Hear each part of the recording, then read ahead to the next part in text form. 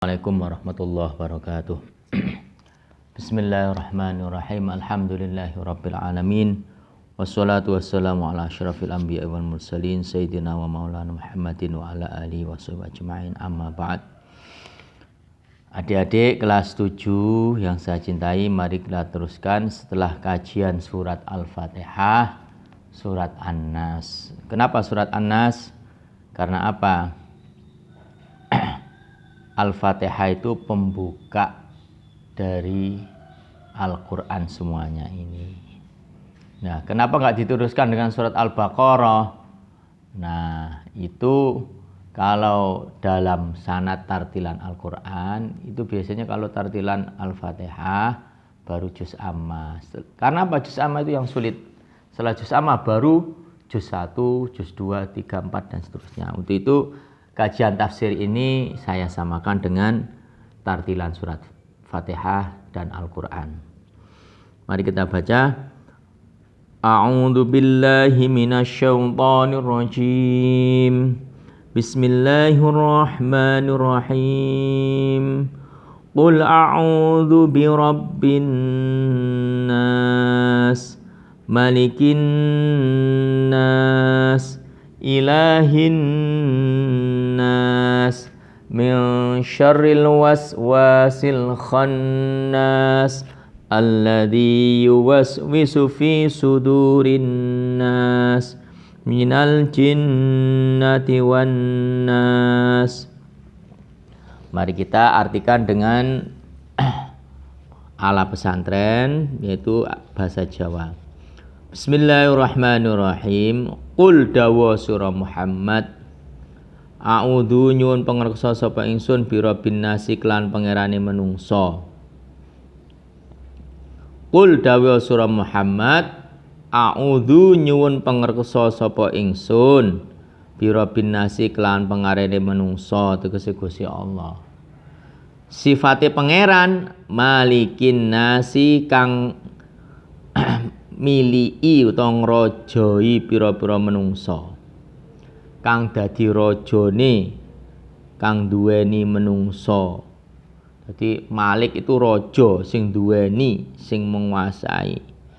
Ilahin nasi kang dadi pangerane menungso. Malikin nasi kang duweni sedaya menungso, ilahin nasi kang mengerani sedaya menungso. Nyuwun pangreksa min syarril waswasi, saking pengridune setan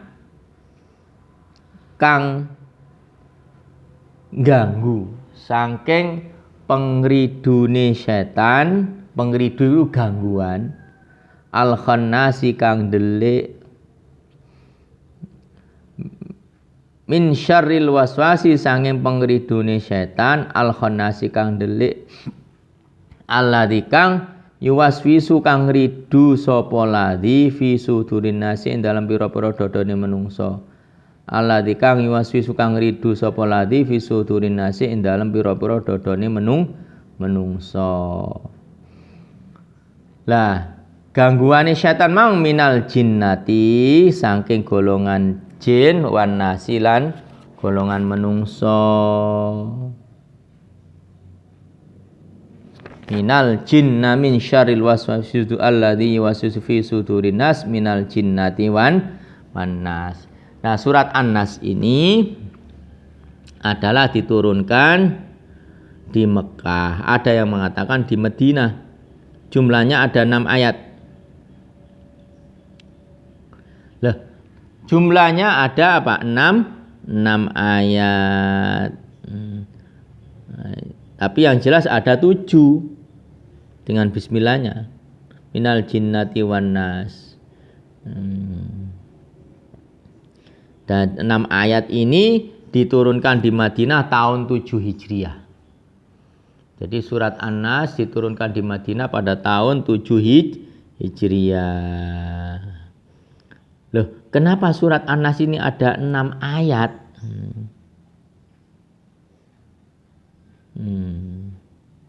Jadi surat An-Nas ini ada 6 ayat.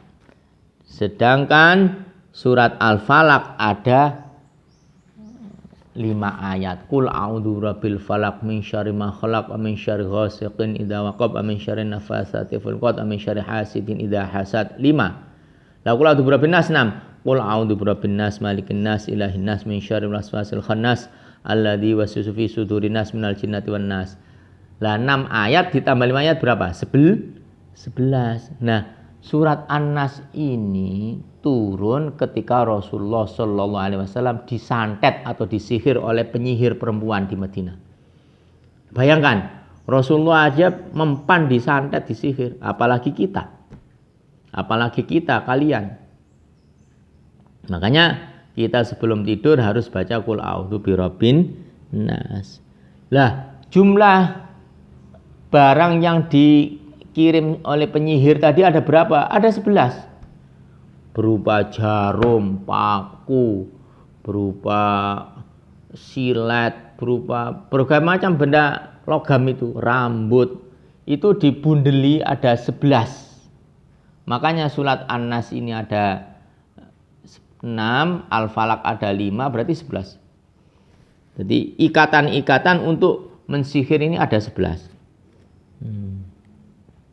Makanya surat An-Nas ini adalah untuk menjaga kita minta pertolongan kepada Allah supaya terhindar dari hasudnya orang yang hasud, sihirnya orang yang menyihir, dari golongan jin atau manusia. Makanya kita harus membaca ini. Harus qul a'udzu birabbin nas malikin nas ilahin nas min syarril waswasil khannas alladzi waswisu fi sudurin nas minal jinnati wan nas. Nah, dari apa kita minta pertolongan? Min syarril waswasi, dari gangguan setan yang mengganggu hati kita. Jadi setan itu mengganggu. Contohnya kalian di pondok, waktunya mau ngaji, pasti ada godaan. Nah, baik itu godaan dari setan atau dari teman. Ayo, loh, sekarang waktunya ngaji di musola. Nggak usah lah, ayo kita ke Triana aja. Loh, ini gangguan dari siapa? Dari setan atau teman? Ya, teman yang mempunyai taktik setan. Ingin melanggar peraturan pondok. Waktu ngaji di musola malah ngajak temannya jajan di luar. Ini contoh. Jadi min syarril waswasi. Karena apa? Setan di dalam hati kita itu selalu buat tempat sembunyi.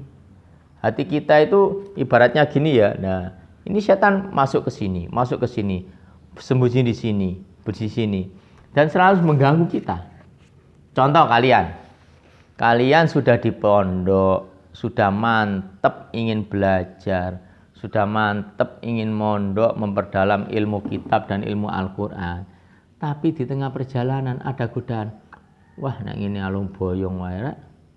Enak nduk omah, mangan bebas, tidur bebas, bisa main HP sepuasnya. Nah, ini adalah godaan apa? Hawa nafsu yang dikipasi oleh setan. Hawa nafsu sama setan.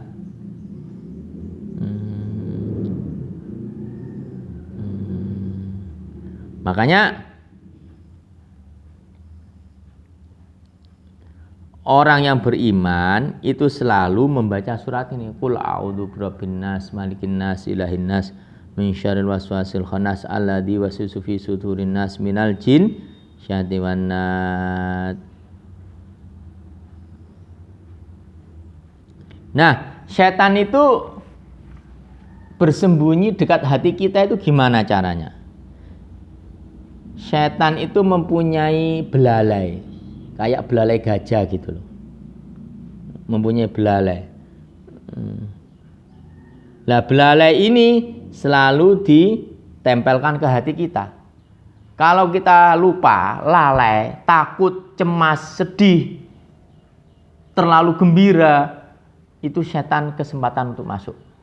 Makanya adik-adik, kalian tidak boleh terlalu senang, terlalu susah. terlalu sedih, terlalu cemas. Hidup ini biasa aja lah, happy. Alhamdulillah saya bisa sholat subuh, bisa ngaji. Alhamdulillah bisa sarapan, senajan hanya lauknya satu. Alhamdulillah, semua sebut alhamdulillah. Kalau kita cemas, ya Allah ini gimana? Saya makannya nggak protokol kesehatan, cuma pia-pia, tempe, pia-pia.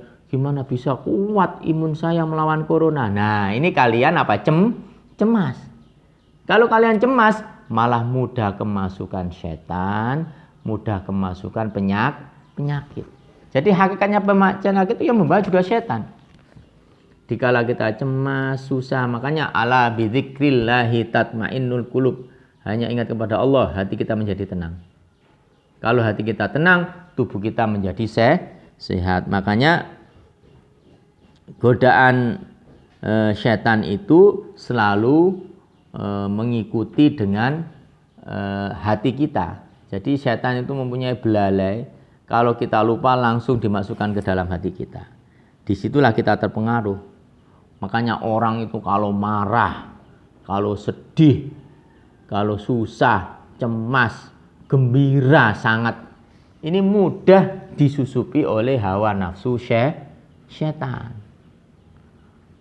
Terlalu suka, gembira, akhirnya menjadi orang sombong. Terlalu cemas, sedih, akhirnya menjadi orang depresi. Terlalu marah, akhirnya menjadi orang yang salah arah. Karena itu adalah jebakan-jebakan setan. Nah, cara mengusir gangguan setan itu gimana?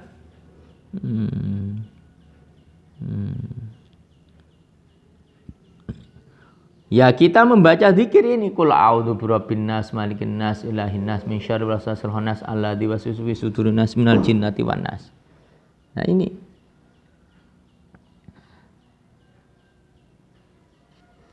Contohnya, kalau kita mau sholat kok ragu, Allahu Akbar kok gitu. Makanya sebelum kita sholat baca qul a'udzu birabbin nas. Supaya kita takbir itu mantep, tidak ragu dan lain sebagainya. Makanya sebagai umat yang beriman, ini inti dari surat An-Nas supaya kita tidak tergoda oleh godaan setan. Dikala kita lisan kita berhenti berzikir, diam, maka hati kita harus berzikir. Dikala hati kita tidak berzikir, maka lisan kita harus berzikir. Insya Allah selamat dari godaan apa setan. Hati kita akan baharan. Makanya zikir lisan itu seperti lampu. Seperti lampu. Nah, kalau lampu ini dinyalakan, maka sekitarnya akan menjadi terang. Jadi kita mengucapkan Bismillahirrahmanirrahim, la ilaha illallah, qul a'udzu birabbin nas. Meskipun hati kita tidak zikir, cuma lisan saja, ini akan menerangi sekitar lisan, yaitu apa? Mulai dari kepala kita sampai ujung kaki kita sampai sekitar kita. Makanya zikir itu perlu dengan lisan, jangan hati saja. Nah, jadi makanya gangguan setan ini betul-betul harus kita antisipasi.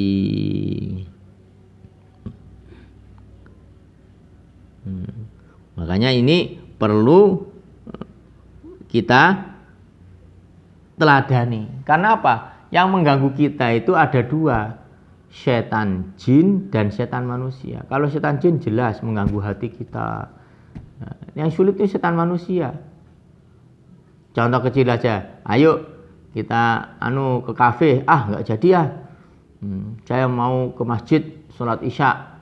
Kemudian yang mengajak, menawari, merayu, nggak usah khawatir, nanti ke kafe saya yang bayar. Kalau gitu ikut. Loh, gratis. Makanya ini adalah godaan setan jin dan setan manusia. Makanya ini jelas